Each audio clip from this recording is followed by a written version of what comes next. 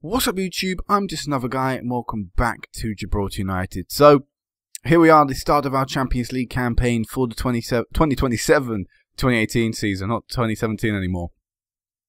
It's a long way away. But yeah, we've got some transfers to go through, so I'm going to go through that obviously. So, you knew about the three youngsters coming in at the start of the season, so we're not going to go through these three. We'll talk about the one new guy we've got him. And that is a guy that I previously spoke about a little bit as well. Francois Redoute, I believe it's pronounced maybe.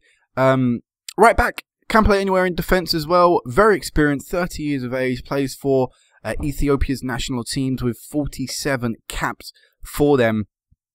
He's got some really solid stats. Obviously, you can see there, you know, he's got some great ability. Played in Ligue 1 for the past 5 years of his career as well. Has also played an additional 2 years with Lens, actually. So overall, that's a combined total of 7 years. So obviously got some great experience behind him. Never played particularly great in that division, but hopefully, you know, with us, we're not asking him to play at top level league wise. We're just hoping that he can perform good enough in the Champions League to help us go where we need to be. And he is better than the previous right backs. He's better than the current right back we have as well, Taham Masoudi, whatever his guy's name is. Now, his current ability when he came in was 3.5 star. That's now gone down, and not because, you know, he has a player as you know, his ability has declined since he's joined. It's you know, which could obviously happen with age. It's just that the quality of player has increased because Sidibe is our sort of benchmark, and he's getting better as a player. So therefore, the players around him obviously getting worse by comparison. Something I didn't speak about as well, he's got a 2-year deal. He's 30, and I feel we can squeeze 2 years out of him. I think we can get him till he's 32. £8,000 a week as well, which I'm happy to pay. May sound surprising, but I think that's around the mark we're going to have to be paying for players now. Alright, so let's go to the outs, and the first 3 people are the first 4 people are people who were released. So Benjamin Saidi, he left the club on a free transfer. He is now at a free transfer. Currently no one's after him, so I'm not really sure what's going to happen there. Godfried Amofa, he is again on free transfer, but I would assume someone's going to come in for him because, well, you know, he had interest last season, so I'm surprised he's not got a new club yet. Rod Austin, he's now gone to Lincoln of League 2, not Lincoln Gibraltar. So, you know, he's returned to England to hopefully kickstart his career there. And also Fran Benitez, he left the side and he's currently on free transfer, but he is wanted by a team, Real Sociedad, so he could be going there.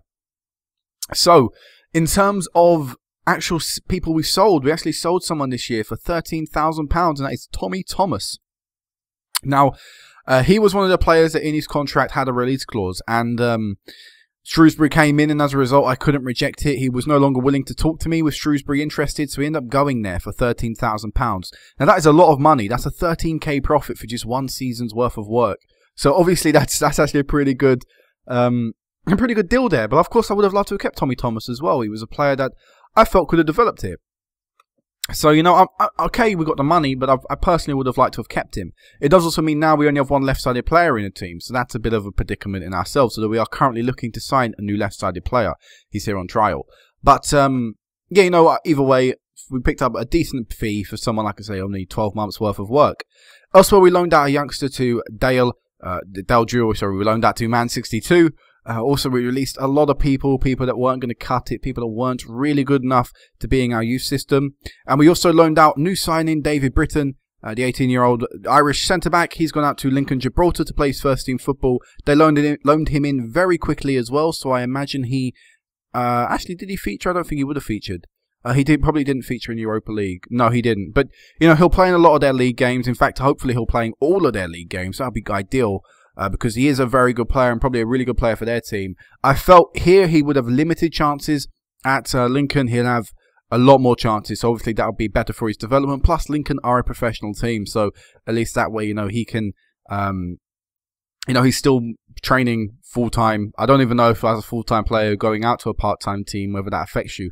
But either way, you know, he is still, you know, a full-time player and stuff like that. So that will be great. You know, he should hopefully see some development there. But that's all that's gone on so far. As I mentioned, we are currently interested in signing a player. RT Rebic is someone we are currently interested in getting. What about... Wait. There was a player. I'm pretty sure there should have been a player here. Did we not get a player? I thought I was signing someone. Let me have a look on my trial list quickly, because I thought we should have an additional signing. Or, like I say, I might have missed the fact that we were unable to sign him. Yeah, that's a shame. This guy was going to be our new right midfielder for the upcoming year. As you can see, just a bit of a pace merchant with a little bit of dribbling and crossing about him. Nothing incredible, but his reports were really good and indicated he was actually a really good player with some great potential, only 20 years of age. He's gone out to Brentford of the Championship, which is a real miss because I really did want to get him, and he was hoping, like I said, he was going to be our new right-sided player. So the fact that we've not got him, I'm going to have to go back and look for someone else. But let's go into this match today against the team from Malta. I didn't actually talk about that. We are returning to Malta for the first time in a little while, so that's all good. But yeah, teams not really changed too much. Obviously, actually, we've not got any changes. One change, only one change. So starting 11. So obviously, nothing too drastic has happened yet. But there's still a lot of time left in the transfer window, so hopefully we'll get a bit of action done. As you can see, I've got currently 2 people in on trial. Rebic is one I'm interested in. I think he could be a good left-sided player for us. Owusu is probably, Owusu, whatever the guy's name is, probably not going to be someone we're going to sign. Very large wage demand, and he's not exactly brilliant, you know. So, let me just start the bench quickly. Amari, Masoudi, we are going to have Vasconcelos on the bench. We are also going to have, see, due to the fact we have a lack of wingers, squad depth. Tommy Thomas was the winger last year, of course. We're going to have to go out with a team like this. So, in goal, Cox. Right back, Rudot. Perez, Meti, Albi, McCourt, Mazzatelli, Sidibe, Carlos, Sonogo, and Ceciliano. Sorry, I remembered that. Ceciliano. Albi as well, as you can see, is currently playing left back for us, but he is transfer listed and he's actually had a bid accepted, and he's also out. He's also basically going to be leaving the side. He decided at midpoint last year he wasn't happy with his lack of games. Just last week in game he didn't turn up for training, so I fined him 2 weeks' wages. And you know, when they start not turning up for training, it's very hard to try and, you know, get them back on your side. So Albi is going to be leaving the side for about £15,000, I believe. So we will be looking for a new left-sided player, because with Musta out injured, which is only for about another week, I think. Actually, it's not even that, it's 4 days. So, you know, with Musta out for a little bit longer, we will need a backup left-back in the future, obviously. So I'll be looking to try and sign another one of them. But yeah, 2 numbers going to be given out. You know what, Tommy Higgins, you can actually get number 10 and you can get number 5. And let's go. Let's see what we can do. I'm expecting a massive victory. I'm expecting a very big goal margin. You know, we being a seeded team now, getting a team from the first qualifying phase as well, it shouldn't really get much easier than that for us in the Champions League throughout this entire season. So this should be our biggest margin of victory. And that's what, again, like I say, that's what I'm expecting. I'm expecting a big margin of victory, a very confident performance from the lad. Returning to Malta for the first time in a long time, and we normally play quite well here. So, you know, let's hope that we can keep that sort of tradition we have up. And initially, it's down that left-hand side. Ceciliano, unable to get it in, but Carlos does, and he finds the back of the net. Carlos scores 1-0. Like, you know, I mentioned that we're signing a new left-sided player. Carlos is a very good player. You know, Carlos has, you know, has played great for us in the past few seasons and stuff. But I feel, you know, if there's someone better out there that I can see, why not go for them? With the guy we're bringing in, he's about 33, I think it is, or 32. It might be 33. So obviously he's on the older side of things. He's on the older aspect of his footballing career, and he's, you know, clearly winding down in terms of his career. But still, I think that could be a great addition. Experience is something we don't particularly have at this side. I mean, all these players here, Mazzatelli is the only guy I'd really say has experience. But does he have experience playing in the Champions League? Not necessarily. So, you know, no one here has particularly got great experience. And, Sidibe is getting sent off. That's silly. Why have we got to go and do that? Ceciliano is going to be the guy coming off the field. We're going to bring Nelson Vasconcelos on. But yeah, you know, obviously, you know, like I said, no real experience in the team. The guy we're bringing in has got like 80-odd caps for Croatia, so that's going to be experience that could be quite vital in the team. He will probably force Carlos out to start with, but Carlos will just be on the bench then. And, you know, if obviously the guy doesn't play well, doesn't perform in Europe, Carlos can easily slot back in. You know, there's no doubt about it. They injured McCourt. That was the last thing we needed. Did not need an injury to the winger. All right, what we're going to do is we're going to bring Mario Dugel on and play him on the right side of the pitch. Now, he can't exactly do that, but hey, ho, we've got to do something, and that's what it's going to be. So 1-0, only 1-0 so far, but when we're down to 10 men, we've also had a man sent off. We're currently not even playing a winger in the winger role. It's not looking great. I mean, we're still absolutely all over them, and they're yet to have a chance at goal from any sort of distance. So That's alright. As I say that, though, they are on the attack. I just realised there's a massive clash in kits here. Poor choice from the ref to allow these two kits to play. But there we go. New signing, Rudat. Back to Albi. Big ball forward to Sonogo. Sonogo should surely finish this one.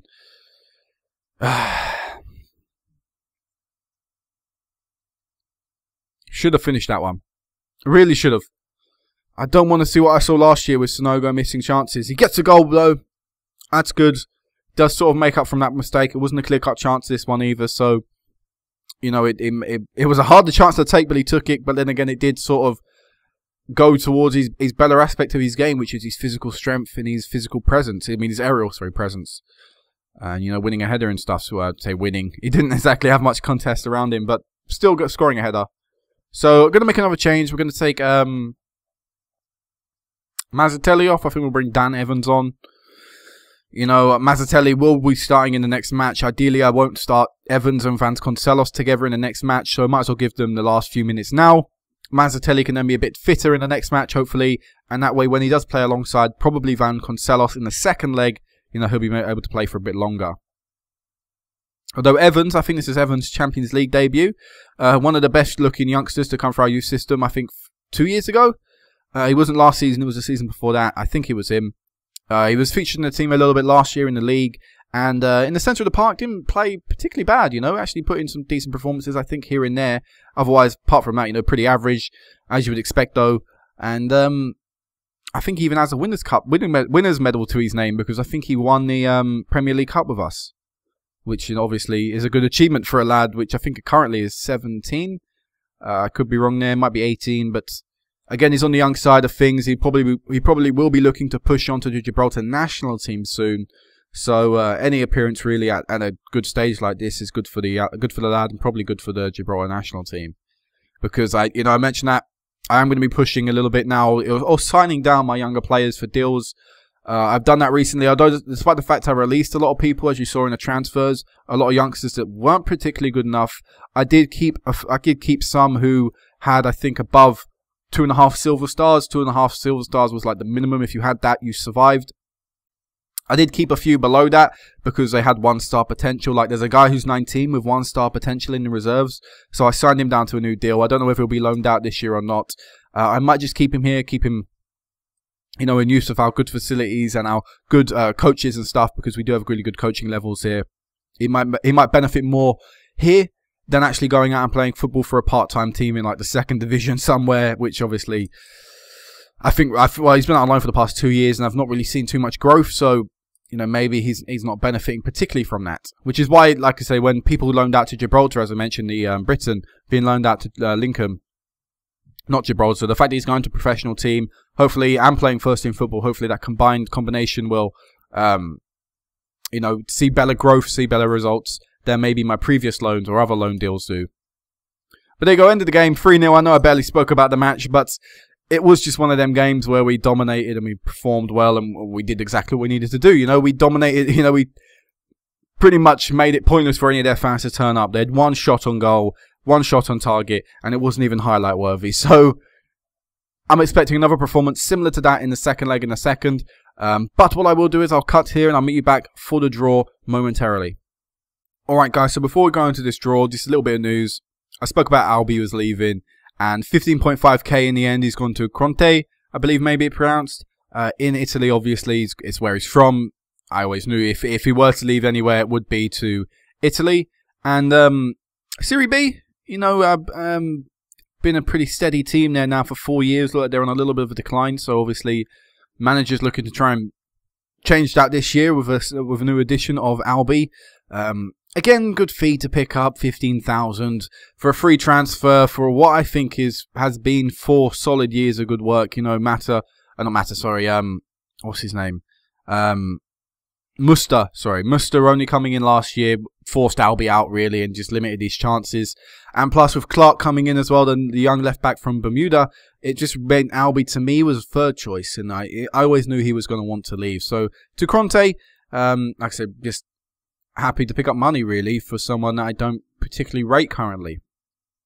So let's go into this draw. We have been seeded, as I mentioned, 26.45 coefficient points. This makes us the second Oh, I'm sorry, the third highest team with the coefficient points. Only Partizan are above us. Teams we could potentially be getting, probably Tel Aviv, probably AFC Astra, though I could be wrong now, but I imagine the Romanian team will get through. Probably Maribor, Apoel, Apoele, I always used to pronounce it like that, but Apoele, probably them, and probably Limfield, or maybe the team from Iceland, I'm not too sure. Would obviously love the team from Northern Ireland or Iceland, just because they'll be an easier team probably. But we are going to get probably Maribor, so quite a tough team. Of course, Maribor in real life, I believe, are in the group stages, so I imagine that'll be the team we'll be coming up against.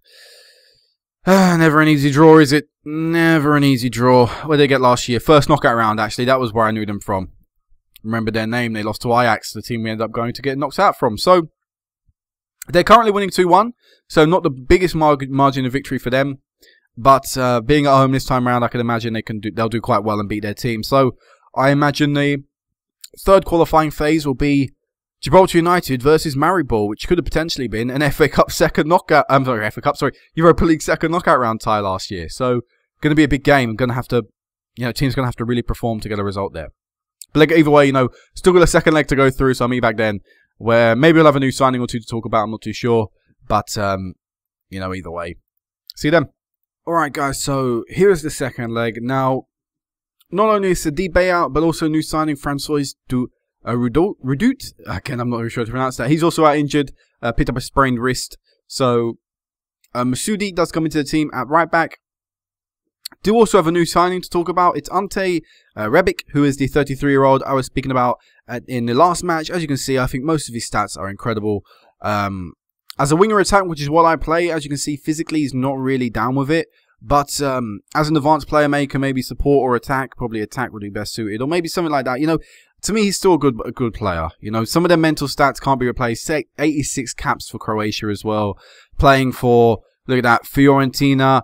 In fact, he's played in top divisions everywhere he goes, apart from a little bit of time with Red Bull Leipzig at the beginning of the game. So, Chivo, been on loan, played there, Premier League with QPR, then returned to Serie A, playing not great football. I mean, never actually played particularly well anywhere he really goes, but still not something you can turn your nose up at, especially when, Tottenham. That's still a good achievement. In fact, what are his achievements competitions-wise? UEFA Super Cup with Tottenham. Tim Cup with Fiorentina, Tim Cup runner-up with Fiorentina. He's been relegated. He knows the ups and downs of football. Hopefully, that sort of experience can be used from the team. Mark Mason's on the bench as well today. He'll pick up number like 33, I guess. Just because of the change in midfield, which meant we needed a we needed a winger on the bench. Well, not exactly. We didn't exactly need a winger, but we need a midfielder on the bench. I decided we'd put Mason on there. Probably should have put Evans on there, actually. I don't know why I took him out. But either way, I put a winger on the bench. This time round, I need to go opposition instructions. For some reason, I didn't decide to do that. But yeah, it should just be another standard game for us at this stage now, hopefully, which is just a win, comfortable. The other team barely getting any shots. And, I would love, of course, to get double figures on aggregate. I don't think we've done that in the Champions League. So I would love to do that this year, but 7 goals in this match, I think that might be a little bit too much to ask for the team. Muster returns to the lineup as well. Obviously, can't forget that. With Albi leaving the side, obviously, we only have one left back. So obviously, there was no real decision. There was no real choice. You may also notice on my team when I was selecting it is that Shane Duffy is actually on trial here. Shane Duffy, the ex-Everton trainee. I brought him on the trial just to sort of see how he compared with the team, and he's not really worth it. He wants about 11k, and he'd only be a bench boy. He wouldn't get into this first team, so I decided, yeah, it's not worth the 11k. I'll just keep the backup players I've got, which I'm happy with Amari, in all honesty. I mean, when the centre-backs gets injured, obviously, someone like Shane Duffy's quality would be great to have on the bench, but I mean, again, let's face it, it's not really worth currently at this stage spending 11,000 on a player that is just going to sit on the bench. Even if he is, again, experienced. He's 35 now in this game, has played football for a very long time in English leagues. So, I've no doubt he's experienced at a good level, but still, it's not worth it. I weighed up the pros and the cons and decided it wasn't worth it. We get a 1-0 lead, Mazzatelli. I don't understand what went on with the penalty, because it looked like the ball flew in the back of the net, and then we were given a penalty anyway. Either way, it didn't make a difference. Still, the ball still ended up in the back of the net. But, yeah, I don't really know what went on there. It said, I think, a push at the bottom. But, I mean, I didn't really see anything. I was just watching the ball, though. So, I wasn't watching the players afterwards. Ceciliano. Ceciliano, actually, is something I can really talk about. Sinogo gets the ball, should hopefully get an assist here. On own goal, unlucky for them. But yes, Siciliano has picked up a lot of interest recently from a lot of big teams. I managed to convince him because, for those of you who don't know, when you get to a stage at your managerial level, you can actually convince players just to stay another year. You know, after a year, then we'll talk about it again. And he agreed to that with all the interest from big teams coming in for him. We're getting bids of a total around maybe £150,000, which is a lot of money for us. But it's sort of in deals, you know, all in like after a certain amount of months we'll pay you this, and or per month we'll pay you this, after a certain amount of goals we'll pay you this, after a certain amount of appearances, which aren't great deals in itself, you know, because we may never actually get that money. But he got a lot of interest from teams and he was interested in going. I managed to convince him to stay a year. Sadibbe was actually interested in leaving as well. Club Brugge, I believe, were the team that came in. I think it was them. It might be. It was definitely a team from Belgium. They came in for him. I managed to convince him that he wouldn't play enough first-team football there to leave, and he actually was like, "Yeah, I don't think I will either. I think I'll stay." So he's one where I managed to keep. Sinogo, I think, might have been. I can't remember the other one. There was another player as well who managed to convince to just stay another year, and after a year we'll have a look again. We'll reevaluate, because if you can remember back, Perez had the same problem where I said, "Look, after a year, you know, we'll address the issue again," but then. Before that full year came over, you know, before the season officially ticked over, or the, you know, like I said, the full year had passed calendar-wise, that problem was no longer there for him anymore. He decided, yeah, I moved beyond that, and I was able to offer him a new contract, and that completely put him leaving the side beyond any doubt.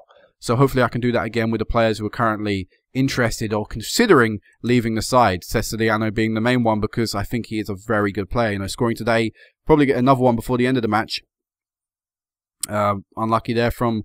Vasconcelos not getting the goal, 4-0. Not taking many of our chances, but still 4-0. You know, still good. Let's make a change. Vasconcelos is not looking particularly fit. So I think we'll bring Dan Morgan on, just returned from injury, which is why he wasn't on the bench in the first leg. And it's also why he's on the bench right now. He'll come on, we'll play him in the more defensive role. Mazzatelli can play in the more attacking role for the first time since scoring that winner against Valencia. I think it was Valencia or Villarreal. We played both of them last year. I can't remember. I always used to get mixed up with them. And I still sort of do. But, yeah. You know, it's going great right now in this game. 31 shots for us, 0 for them. Home advantage definitely showing. Some great performances as well from the players. Carlos Sinogo, Siciliano, all putting in really good performances. And in a way that's, you know, I know the scoreline. We're going to score, obviously, a lot of goals. But... if the team can play well, you know, that just builds confidence going into the next game, which of course will be a massive one if Maribor win. If Maribor for some reason don't win, I still think it'll be a tricky game, but obviously it won't be as hard. But I can't really see Maribor losing that match, especially at home. All right, Morgan, are we going to get a fifth? Because the rate we were going in the first half, 10-0 aggregate scoreline didn't look beyond doubt. But the way we set ourselves up in this second half, we're not doing well enough in front of goal. Here's another example. Sinogo missing a chance. Hopefully, you know, I've said that twice now in 2 games, and I don't really want to be saying that too much often. Because otherwise, we'll consider selling Sinogo. He's our best striker in the team, but, you know, he misses a lot of opportunities. And okay, like now, he gets the goal eventually. We can't be waiting for eventually. We've got to get it now. We've got to get them when they come, or at least majority of the time. You know, Sinogo, even majority of the time, doesn't get the goal. Carlos almost scoring from that free kick. Oh, what a cheap goal for them to concede. Maybe that actual 10-0 scoreline is on the cards. Aggregate scoreline. Is it? I don't think it's going to happen.